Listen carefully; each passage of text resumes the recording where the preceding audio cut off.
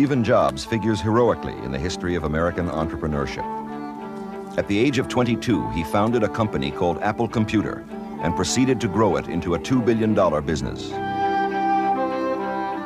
In the spring of 1985, he lost a power struggle inside Apple and left the company he had created. He spent the summer considering his next move and resolved to begin again. In September, he started a new computer company with his own money. With characteristic flair, he called it NeXT Incorporated. This morning, at its offices in Silicon Valley, California, the company is about to get a first look at its new trademark, the signature it hopes to make familiar around the world. The designer, Paul Rand, created the logos for IBM, Westinghouse, UPS, and many others. Rand doesn't normally work for infant companies, even if they could afford him. But NeXT isn't an ordinary startup. The idea is to, please don't look at the back first. This is the front. And don't get scared, this is not the design. The reason I did this was to sort of floor Steve when he saw it, you know, and figured, Jesus, $100,000 down the drain. I'm sure that's what he thought. Jobs has had a sneak preview of the logo and loves it. As he waits for a verdict from his staff, he can hardly contain his excitement. Assertive as he is, he values consensus. Most of these young computer and software designers were on the team that developed the Macintosh. They left secure jobs at Apple to follow their boss in pursuit of his new vision. Steve's goal is to transform the learning process at the college and graduate school level with a powerful computer and a new kind of software. And we decided we wanted to start a company that had a lot to do with education, and in particular, higher education, colleges and universities. So what our vision is that there's a revolution in software going on now on college and university campuses. And it has to do with providing two types of breakthrough software. One is called simulated learning environments. It's where you can't give a student in physics a linear accelerator. You can't give a student in biology a $5 million recombinant DNA laboratory, but you can simulate those things. You can simulate them on a very powerful computer. And it is not possible for students to afford these things. It is not possible for most faculty members to afford these things. So if we can take what we do best, which is to find really great technology and pull it down to a price point that's affordable to people, if we can do the same thing for this type of computer, which is maybe 10 times as powerful as a personal computer, that we did for personal computers, then I think we can make a real difference in the way the learning experience happens in the next 5 years. And that's what we're trying to do. Companies come and go at the crest of the wave. I mean, you know, IBM had their day way back when they, you know, they were at the crest. In December 1985, in business for just 90 days, Jobs and his 11 employees hold their first retreat. Company retreats like this are the continuation of a tradition Steve established at Apple early on. Watching him in action at these brainstorming sessions is an opportunity to observe him at his lucid best as a company builder and motivator. Slicing into the future. His opening remarks reveal his faith in high technology and his idealism, an unusual combination that is part of his uniqueness. In effect, he is planting the seeds of a new corporate culture. More important than building a product, we are in the process of architecting a company that will hopefully be much more incredible. The total will be much more incredible than the sum of its parts. And the cumulative effort of approximately, 20,000 decisions that we're all going to make over the next 2 years are going to define what our company is. And one of the things that made Apple great was that in the early days, it was built from the heart, not by somebody who came in and said, I know how to build a company. Here's what you do. It wasn't built that way. It was built from the heart. Now, unfortunately, we didn't always use our heads. And we can do better in many respects because we are wiser and smarter and know more and those kinds of things. But one of the most important things, one of my largest wishes is that we build NeXT from the heart, and that people that are thinking about coming to work for us or buying our products or who want to sell us things feel that we're doing this because we have a passion about it. We're doing this because we really care about the higher educational process.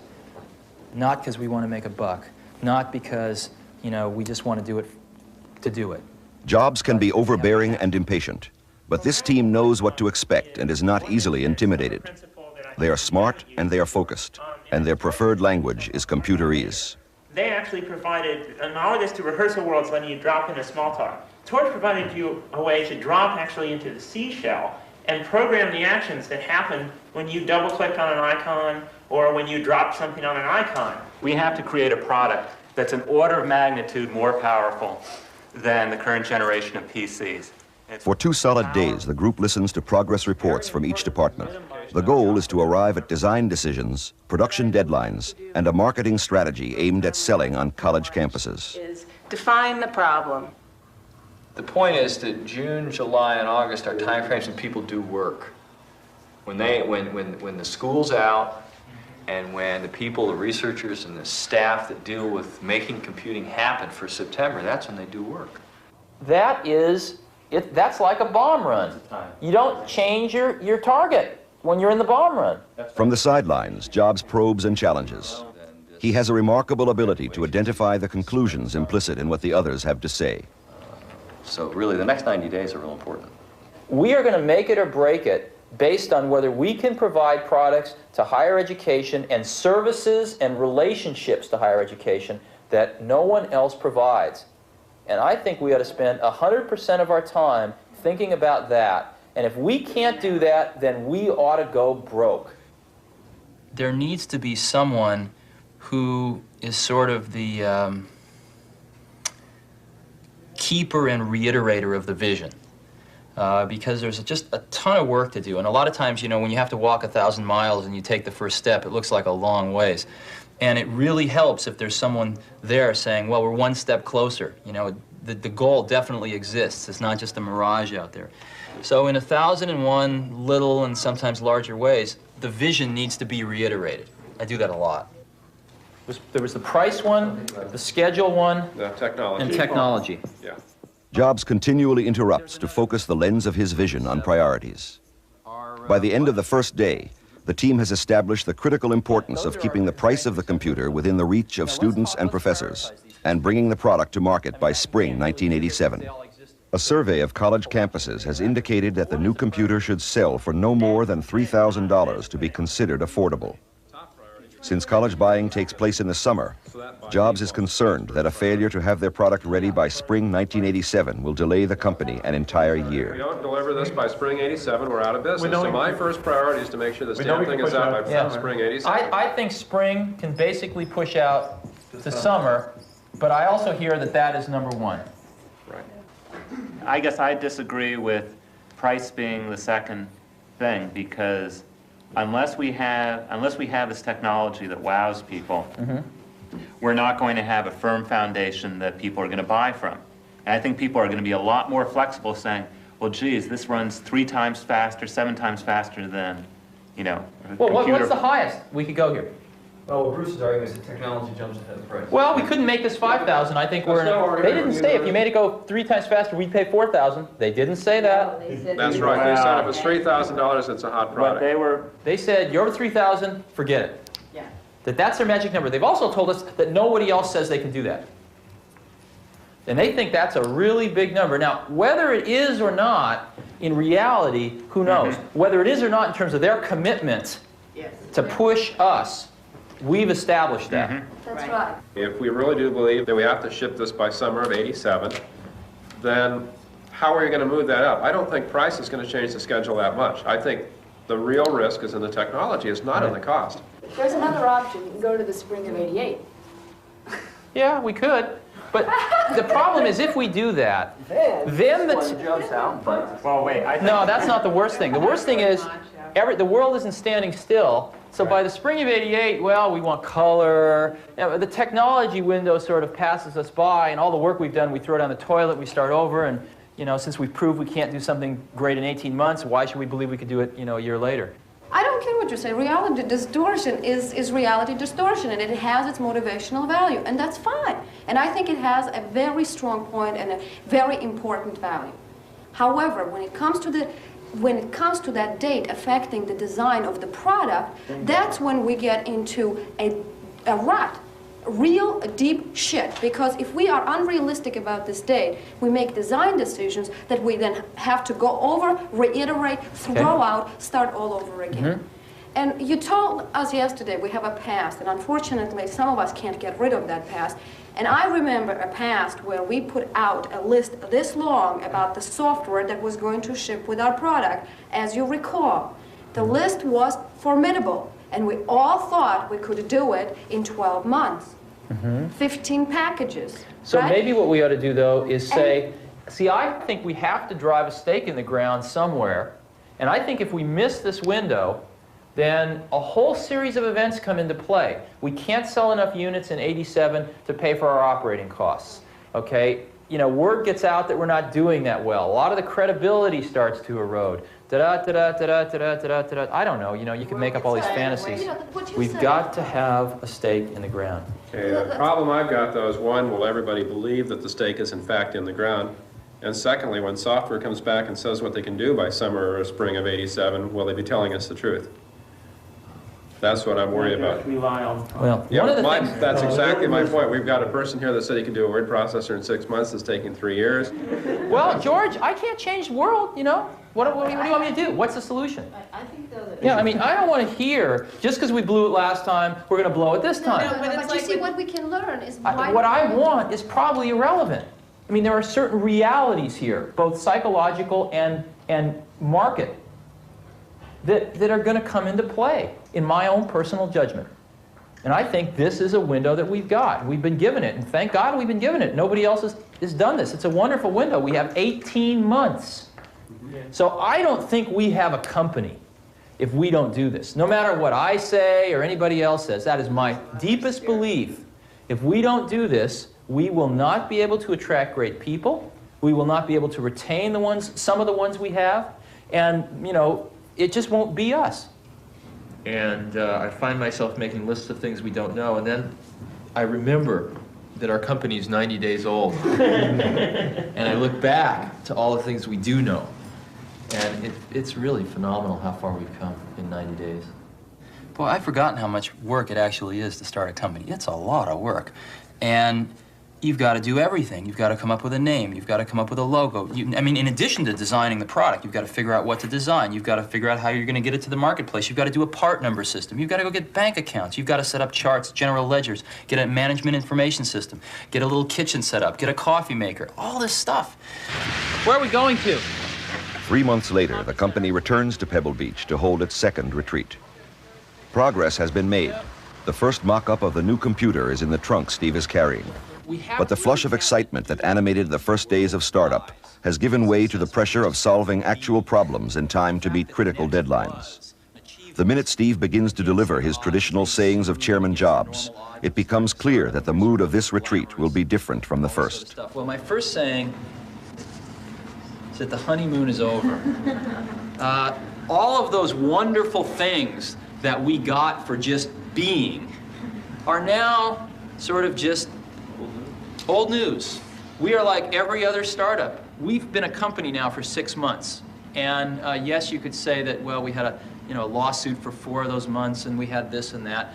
But the bottom line is the world doesn't really care. What the world cares about is what we produce. We've been a startup for 6 months. We've been spending money like we've been a startup for 6 months. And in some areas, we've really produced a lot. We've got a lot to show for 6 months in some areas. In other areas, we don't have a lot to show for 6 months. So I hope that throughout this retreat, we tend to make sure that our feet are on the ground and we realize that we're going to be judged like every other startup from here on out, and that is by what our product is and how timely we bring it to market. Not on the fact that we're next, not on the fact that we were sued, not on the fact that we're really good people who had a lot to do with Macintosh. That stuff's irrelevant at this point. What we'd like to do is step back a minute from the point of view of what's feasible. Ignore that In December, the group concluded they must ship product in 18 months and agreed they could be ready. 3 months down the line, this seems questionable, and there is frustration in the room. It's totally useless, as far as I can see, to talk about how you're going to implement something unless you know what it is you want to implement. So that's what I'm not getting. I'm not getting it from marketing. I'm not getting, a clear idea from anybody really what the features are and what is this thing that we're talking about doing? It ain't my job. And I don't, if I was him, it wouldn't be my job, it'd be your job. You know, it isn't like this should be something new. That's one.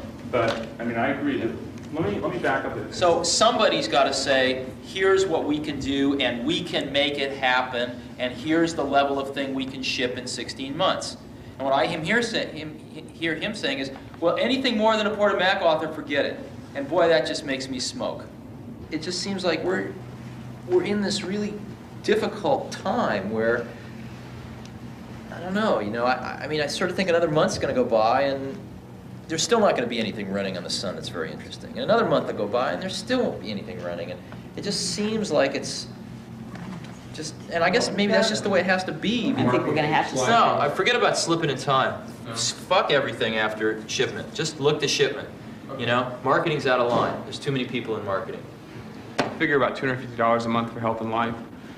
Before we cut the facilities budget, it's $1,000. But that's not where it's going. Money is also emerging as a problem.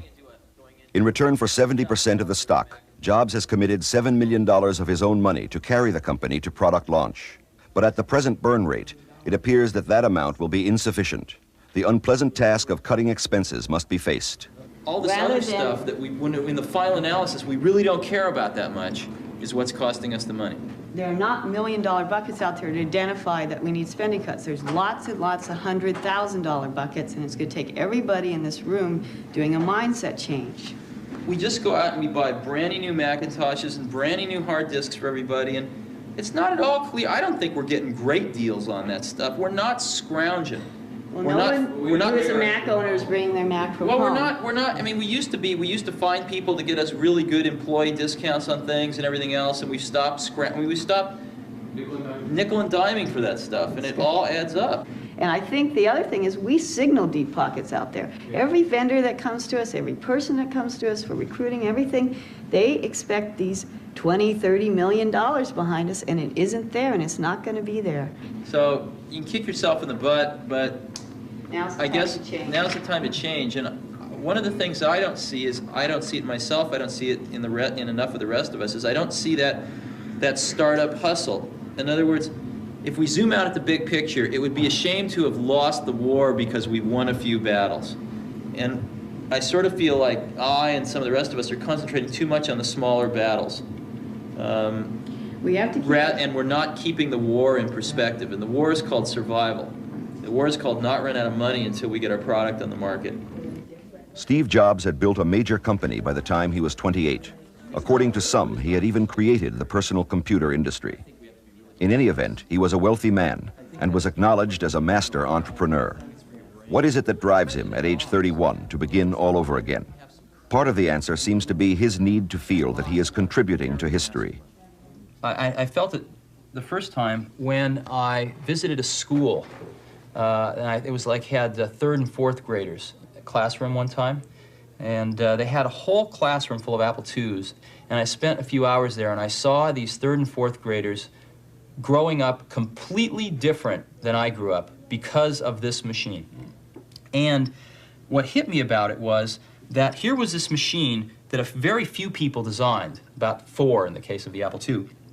And then they gave it to some people that didn't know how to design it, but they knew how to make it, to manufacture it. And they could make a whole bunch of them. They gave it to some people that didn't know how to design it or manufacture it, but they knew how to distribute it. And they gave it to some people that didn't know how to design it or manufacture it or distribute it, but they knew how to write software for it. And gradually this sort of inverse pyramid grew, and when it finally got into the hands of a lot of people, it blossomed out of this tiny little seed, and it seemed like an incredible amount of leverage, and it all started with just an idea.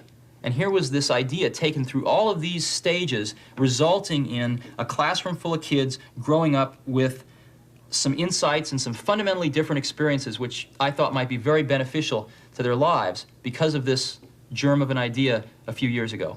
And that's an incredible feeling, to know that you had something to do with it, A, and B, to know it can be done, to know that you can plant something in the world and it'll grow and change the world ever so slightly.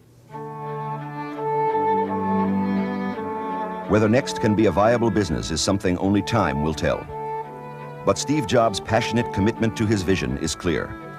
And his certainty that it can be achieved and is worth achieving is a conviction to be observed in all successful entrepreneurs.